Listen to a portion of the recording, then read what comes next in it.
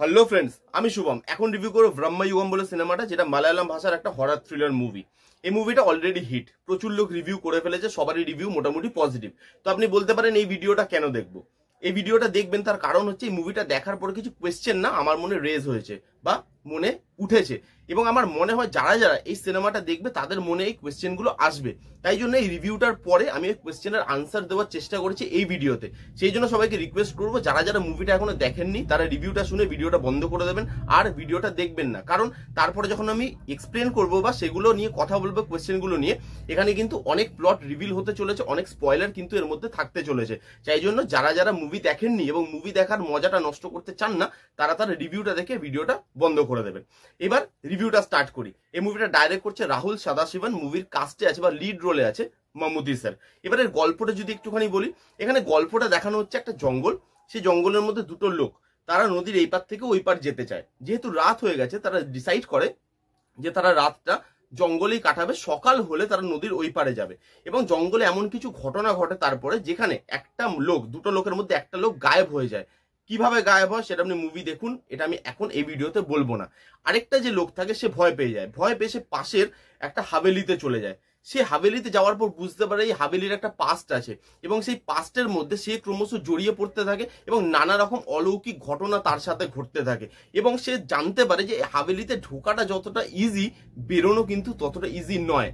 কে এই লোকটা, কিভাবে পৌঁছায় হাভেলিতে, আলটিমেটলি বা লাস্ট এসে হাভেলি থেকে বেরোতে পারে কিনা, এই সব কিছু নিয়ে এই সিনেমাটা হতে চলেছে। এই সিনেমাটা দেখুন, আউটস্ট্যান্ডিং একটা সিনেমা, মাথা আপনার ঘুরিয়ে দেবে। প্রচুর পজিটিভ দিক আছে, বলতে বলতে পুরো ভিডিও শেষ হয়ে যেতে পারে। ফার্স্ট, এখানে যে পজিটিভ দিকটা আমি রেখেছি, এখানে তিনটে পয়েন্ট, গ্রিড, পাওয়ার আর কাস্ট, এই তিনটেকে যেভাবে মেসেজ হিসাবে ডেলিভার করা হয়েছে সেটা আউটস্ট্যান্ডিং।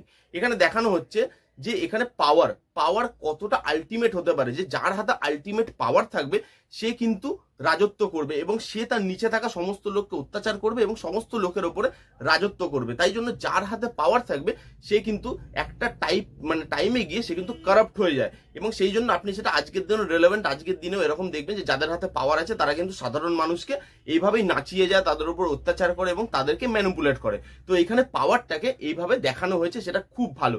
তার সাথে সাথে এই পাওয়ারটাই গ্রিডের জন্ম দেয়, আরো পাওয়ারফুল হওয়ার, আরো কি করে লোকের উপর অত্যাচার করতে পারে, আমি আলটিমেট কিং কি করে হতে পারি, এই লোভটা এই পাওয়ার থেকেই আসে। তো এই গ্রিডের পোর্শনটাও খুব ভালোভাবে এক্সপ্লেন করা হয়েছে। তার সাথে কাস্টের পোর্শন, যে যেই টাইমে গল্পটা দেখানো হয়েছে তখন কাস্ট কিভাবে চলতো, ইভেন কাস্টের ব্যাপার তো এখনো আছে দুনিয়াতে। তো সেই জন্য এই তিনটে জিনিস যেভাবে গল্পের মধ্যে দেখানো হয় সেটা আজকের দিনেও দাঁড়িয়ে রেলেভেন্ট, এবং সেই জিনিসটা মেসেজের মাধ্যমে যেভাবে দেওয়া হয় সেটা কিন্তু আউটস্ট্যান্ডিং। নেক্সট হচ্ছে স্টোরি। দেখুন, সাউথ সবসময় না নিজের কালচারটাকে খুব দেখাতে ভালোবাসে এবং তাদের কালচার নিয়ে কাজ করতে খুব ভালোবাসে। কান্তার আমরা দেখেছি। তো এইখানে তাদের কালচারটা যেভাবে উঠে আসবে, তার মধ্যে মাইথোলজিটা যেভাবে উঠে আসবে, সেটা কিন্তু আউটস্ট্যান্ডিং। এই স্টোরিটার মধ্যে সেভাবে হরার এলিমেন্ট কিন্তু নেই, বা সেরকম টুইস্ট অ্যান্ড টার্নস যদি আপনি আশা করে যান তাহলে কিন্তু সেটা পাবেন না। কিন্তু আমি এটুকু গ্যারান্টি দিতে পারি, স্টোরিটা দেখে আসার পর এই স্টোরিটার মধ্যে যে মাইথোলজিক্যাল পোর্শনটা আছে ওটা সম্বন্ধে আপনি রিসার্চ করতে বসবেন, যে এই যে মাইথোলজিটা দেখানো হলো এটার শুরু কোথা থেকে, এটা স্টার্টিং পয়েন্ট কি বা এর হিস্ট্রিটা কি, সেটা কিন্তু আপনি ইন্টারনেটে সার্চ করতে বসবেন, এটা আমি আপনাকে গ্যারান্টি দিলাম। তো স্টোরিটা যেভাবে লেখা হয়েছে তার মধ্যে মাইথোলজির এলিমেন্ট যেভাবে ঢোকানো হয়েছে সেটা জাস্ট আউটস্ট্যান্ডিং। নেক্সট যেটা নিয়ে কথা বলবো, পারফরমেন্সেস। মামুতি স্যারের পারফরমেন্স না আউটস্ট্যান্ডিং, জাস্ট গড লেভেলের। মামুতি স্যারকে এর আগে আপনারা যত সিনেমাতে দেখেছেন এই রোলটা সব থেকে আলাদা এবং আলটিমেট প্লে করেছে ভাই। এই রোলটা মামুতি স্যারের থেকে ভালো আর কেউ প্লে করতে পারতো না। সে যেভাবে নিজেকে ডিসক্রাইব করে, যেভাবে এক্সপ্রেশন দেয়, যেভাবে নিজেকে বার করেন এই রোলে, সেটা আউটস্ট্যান্ডিং। এক এক জায়গায় দেখলে মামুতি স্যারকে আপনার ভয় লাগবে। তো সেখানে মামুতি স্যার আউটস্ট্যান্ডিং। তার সাথে থেভান যে হয়েছিল, কুক যে হয়েছিল, নামগুলো এখন বুঝতে পারছেন না, মুভি দেখলে বুঝতে পারবেন, তারাও খুব ভালো কিন্তু এখানে পারফরমেন্স দিয়েছে। খুব বেশি লোকজন নেই সিনেমাটায়, 3-4 জন আছে এবং তারা আলটিমেট পারফরমেন্স দিয়েছে। পারফরমেন্স এখানে আউটস্ট্যান্ডিং। তার সাথে এর যে টেকনিক্যাল ডিপার্টমেন্ট সেটা কিন্তু খুব স্ট্রং। এখানে যেভাবে হরার পোর্শন গুলোকে আনা হয়েছে, খুব বেশি হরার নেই, কিন্তু যেইটুকু জায়গা আপনার হরার আছে সেটুকু জায়গায় আপনি ভয় পাবেন, একটা থ্রিল, একটা edge of the seat moment, একটা ওই বড় সার্ভাইভাল থ্রিলার, এই টাইপের টেস্ট কিন্তু আপনি একটা পাবেন। এবং এইটুকু টাইমের মধ্যে তারা এতগুলো যে জনরা কভার করেছে, সেটা আউটস্ট্যান্ডিং। টেকনিক্যাল ডিপার্টমেন্ট খুব স্ট্রং। তার মধ্যে বিজিএম, যেভাবে ইন্টেন্সলি বিজিএমটাকে রাখা হয়েছে, খুব কম বিজিএম এর ইউজ করা হয়েছে, ন্যাচারাল সাউন্ডের ইউজ বেশি করা হয়েছে। তো বিজিএম অবশ্যই স্পেশাল, এবং সব থেকে স্পেশাল এই ফিল্মের কালার টোন। পুরো ফিল্মটা ব্ল্যাক অ্যান্ড হোয়াইটে শুটিং, যে টাইমে দেখানো হচ্ছে সেই টাইমের সঙ্গে ব্ল্যাক অ্যান্ড হোয়াইটটা রিলেভেন্ট লাগে এবং খুব জাস্টিফাই বলে মনে হয় কালার টোনটা। এবং এই ব্ল্যাক অ্যান্ড হোয়াইটের জন্য ওই হরার থ্রিল বা থ্রিলারের যে ফিল সেই জিনিসগুলো আমাদের সাথে বেশি কানেক্ট করতে সুবিধা হয়। তো এখানে কালার টোনও কিন্তু আউটস্ট্যান্ডিং। আর আরেকটা এবং লাস্ট যেটা আমার পজিটিভ লেগেছে সেটা হচ্ছে এই ফিল্ম না লাস্টে অনেকগুলো কোয়েশ্চেন ছেড়ে যায়, যার জন্য হয়তো সিনেমাটা আপনাকে আরেকবার দেখতে হতে পারে। সেই জিনিসটা আমার খুব ভালো লেগেছে যে লাস্টে এমন কিছু কোয়েশ্চেন ছেড়ে গেছে যেগুলো হয়তো একবার দেখলে আপনি সলভ করতে পারবেন না। প্রথমেই বলে দিই যে নেগেটিভ দিক কিছু নেই। এবার এই কোয়েশ্চেনগুলো নিয়ে কথা বলবো, যে কোয়েশ্চেনগুলো এই সিনেমাটা দেখার পর আপনার মনে কিন্তু উঠতে পারে।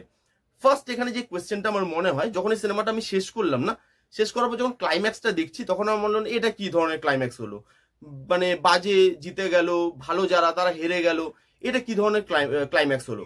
তারপর আমি বুঝতে পারলাম এই যে নামটা ব্রহ্মযুগম, এর মধ্যে ক্লাইম্যাক্সটা লুকিয়ে আছে। ব্রহ্মযুগমে বলা হচ্ছে, এবং এই ব্রহ্মযুগম কি এটা আপনি এই গল্পটার মধ্যে বা সিনেমাটার মধ্যে ভালোভাবে এক্সপ্লেন করে দিচ্ছে, তার জন্য আলাদা কোনো এক্সপ্লেনেশনের দরকার নেই, ভালোভাবে পরিষ্কারভাবে বুঝিয়ে দিয়েছে। ব্রহ্মযুগম হচ্ছে কলিযুগেরই একটা পার্ট এবং সব থেকে ওয়ার্স পার্ট, কলিযুগের সব থেকে ওয়ার্স পার্ট হচ্ছে ব্রহ্মযুগম। এর মধ্যে ভগবানের কোনো অস্তিত্ব নেই। আপনি যতই ভগবানের পুজো করুন, যতই ভগবানকে ডাকুন, ভগবান আপনার হেল্প করতে আসবে না। সেই জন্যই ক্লাইম্যাক্সে দেখানো হয়েছে যে বাজে সে জিতে যাচ্ছে, চেতন বলে যে। তো এই চেতন বলে লোকটা জিতে যাচ্ছে এবং যারা যারা ভালো ছিল কুক এবং থেভান তারা কিন্তু এখানে হেরে যাচ্ছে। সেই জন্য যে ভগবান কিন্তু এখানে আপনাকে হেল্প করতে আসবে না, যে যারা ভালো তাদের হেল্প ভগবান করবে, সেই জিনিসটা কিন্তু এখানে কোনোভাবেই দেখানো হয়নি। এবং দেখানো হলে তখন মেন যে গল্পটা বা এই গল্পটা যে নামটা তার সঙ্গে কিন্তু জাস্টিফাই করা হতো না। সেই জন্যই ক্লাইম্যাক্সটা বোধহয় এরকম ভাবে রাখা। তো এই জিনিসটা আমার বেশ ভালো লেগেছে। আরেকটা জিনিস, যখন মুভিটা শেষ হয়ে গেল তখন আমার রিয়েলাইজ হলো যে এই ইয়াকশি বলে একটা ক্যারেক্টার আছে।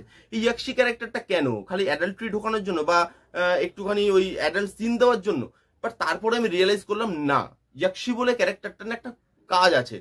প্রথমে আপনাকে গল্প বলার সময় আমি বলেছিলাম, আপনার মনে থাকবে বোধহয়, যে দুটো লোক জঙ্গলের মধ্যে হারিয়ে যায়। সেই দুটো লোকের মধ্যে একটা লোকই হাভেলিতে পৌঁছায়, আরেকটা লোককে কিন্তু ইয়াকশি নিয়ে নেয়। তো এইখানে ইয়াকশি আর চেতনের মধ্যে কিন্তু একটা সম্পর্ক থাকে। আমরা সিনেমাতে দেখতে পাই যে ইয়াকশি আর চেতন এক জায়গায় ইন্টিমেটও হচ্ছে। তার মানে এই যে লোককে ভয় পাইয়ে বা ভুলিয়ে ভালিয়ে ওই হাভেলিতে পাঠানো কাজটা ছিল ইয়াকশির। ইয়াকশি জঙ্গলের মধ্যে লোক ধরতো এবং লোক ধরে তাদেরকে ম্যানিপুলেট করে ভয় দেখে ওই হাভেলিতে পাঠাতো, যাতে তারা ওই মানে গোলক ধাঁধার মধ্যে বা ওই হাভেলির মধ্যে আটকে যেতে পারে, যাতে চেতন তাদের উপরে রাজ করতে পারে। সেই জন্য ইয়াকশি কিন্তু এই একটা লোককে ছেড়ে দিয়েছিল, নাহলে চাইলে কিন্তু ওই একটা মানে যাকে মারলো ইয়াকশি তার সঙ্গে চেতন মানে এই ইয়েকেও মেরে দিতে পারতো, আরেকটা যে লোক ছিল তাকেও কিন্তু মেরে দিতে পারতো। বাট তাকে কিন্তু মারে না, তাকে ছেড়ে দেয় যাতে সে চেতনের হাভেলিতে গিয়ে পৌঁছায়। তো এই কানেকশনটা বিল্ড করার জন্য ইয়াকশির রোলটার কিন্তু দরকার ছিল। নেক্সট যে কোশ্চেনটা আমার মনে রেজ হয়, যে চেতন লাস্টে বেরিয়ে যায় হাভেলি থেকে, থেভানের রূপ ধরে সে বেরিয়ে যায়। তো তারপর আমার মনে হয় চেতন তারপরে কোথায় যাবে, কারণ তারপরে দেখাচ্ছে পর্তুগিজ চলে আসছে, একটা নতুন যুগের শুরু হচ্ছে। তো চেতন এরপরে কি করবে? তখন আমার আনসার এইটা মনে হয়েছে যে চেতনও কিন্তু হাভেলিতে খুব একটা হ্যাপি ছিল না। তার মনে সবসময় ভয় ছিল যে ওই প্রদীপটা যেটা জ্বলছিল ওটা নিভে যাবে, কেউ কোনদিন নিভিয়ে দেবে, সে আবার আমার উপর রাজত্ব করতে চালু করবে, আবার আমার উপর অত্যাচার করবে। তো সেও কিন্তু একটা ভয় ভয় ওই চার দেওয়ালির ওই হাভেলির মধ্যে কিন্তু ছিল, এবং এইটা কিন্তু ফিল্মে মেনশনও করেছিল যে আমি হাভেলির থেকে বেরোতে পারি না। তো সেই কারণে আমার মনে হয় সে এবার নর্মাল লোকেদের সাথে এই নতুন যুগে মিলেমিশেই থাকবে, যতক্ষণ না তাকে কেউ পোক করে বা যতক্ষণ না তাকে কেউ হ্যারাস করছে।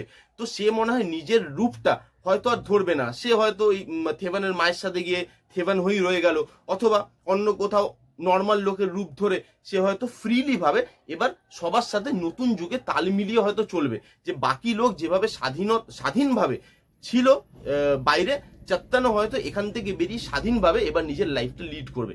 এটাই আমার বলে মনে হয়েছে। এবার এটা নাও হতে পারে, সেটা আপনি কমেন্ট করে জানাতে পারেন যদি আপনার সঙ্গে আমার মতে না মেলে। নেক্সট যেটা আমার কোয়েশ্চেন, যে এইখানে চেতন সবকিছু প্ল্যান বুঝে যায়, সে সবকিছু দেখতে পায় যে তার সাথে কি হতে চলেছে বা এর পরে কি হবে না হবে সব সে দেখতে পায়। তাহলে যখন কুক আর থেভান মিলে প্ল্যান করলো তার থেকে চাবিটা নেওয়ার, তাহলে সেটা কেন সে বুঝতে পারলো না? তার আনসার হচ্ছে সে কিন্তু বুঝতে পেরে গেছিল, সে কিন্তু থেভানকে ধরে ফেলেছিল, সে কিন্তু চাবিটা নিতে মানে থেভান চাবি নেওয়ার প্ল্যান করেছিল ঠিকই, কিন্তু সে কিন্তু নিতে পারেনি, চাবিটা নিয়েছিল কুক। এবং কুক চাবিটা নেওয়ার প্ল্যানটা মনে মনে করেছিল, তাই জন্য ওই চাত্তান কিন্তু বুঝতে পারেনি। চাত্তান থেভানের প্ল্যানটা জানতো, যে সে ভার্বালি যেটা বলেছিল, কিন্তু ওই কুক যে মনে মনে এই প্ল্যানটা করেছে সেটা কিন্তু ও জানতে পারেনি। এবং তাই জন্য যখন কুককে মারতে গেছিল চাত্তান, তখন ও চাবিটা নিয়ে নিয়েছে, ও বুঝতে পারেনি। সেই জন্য ওই প্ল্যানটা ও ঠিক মতো করে আন্দাজ করতে পারেনি, সেই জায়গায় একটুখানি ভুল হয়ে গেছে চাত্তানের। নালে কিন্তু চাত্তান প্ল্যানটা আগে থেকেই বুঝে গেছিল। আর আরেকটা কোয়েশ্চেন যেটা লাস্টে আপনাদের মনে হতে পারে, যে এখানে মুভিতে দেখানো হয়েছে এই চাত্তানের কাছে প্রচুর লোক কাজ করতে এবং প্রত্যেককে সে মেরে ফেলেছে, কিন্তু এই কুকও তো তার কাছে কাজ করতে এসেছিল, তাহলে সে কি করে বেঁচে গেল? এর আনসার হচ্ছে, আপনি দেখবেন ওইখানে বলেছে যে চাত্তান তাদেরকেই মেরেছে বা ওই চাকরগুলোকেই মেরেছে যারা নিজের কাজ লাস্ট অব্দি ঠিক মতো করছিল না। ওইখানে বলা হয়েছে যে যে নাচ করতে পারে তার নাচাটা কাজ, যে গান করতে পারে তার গান গাওয়াটা কাজ। তারা যখন তাদের কাজ ঠিক মতো করে করে না, তখনই আমরা তাদেরকে মেরে ফেলি বা চাত্তান তাদেরকে মেরে ফেলে। এখানে দেখানো হয়েছে যে কুকটা কিন্তু তার কাজ প্রথম থেকে শেষ অব্দি খুব নিষ্ঠাভাবে করেছে, সে রান্নাই করতে পারতো এবং রান্নাই সে করেছে, টেস্টি টেস্টি খাবার খাওয়াতো।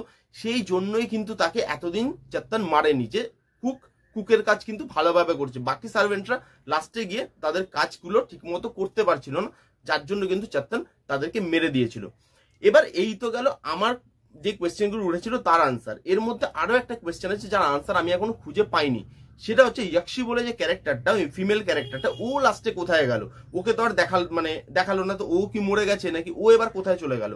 এই আনসারটা আমি পাইনি। তাই যারা যারা এই আনসারটা পেয়েছেন তারা আমাকে কমেন্ট করে জানাতে পারেন। আর এই আনসারগুলো কারা কারা খুঁজছিলেন তারাও কিন্তু অবশ্যই কমেন্ট করে জানান। চাইলাম, বা কতটা পারলাম আমি জানি না, অবশ্যই চাইলাম যে যেই কোয়েশ্চেনগুলো আমার মনে উঠেছিল ওই কোয়েশ্চেনগুলোর আনসার আমি আপনাদেরকে দিই।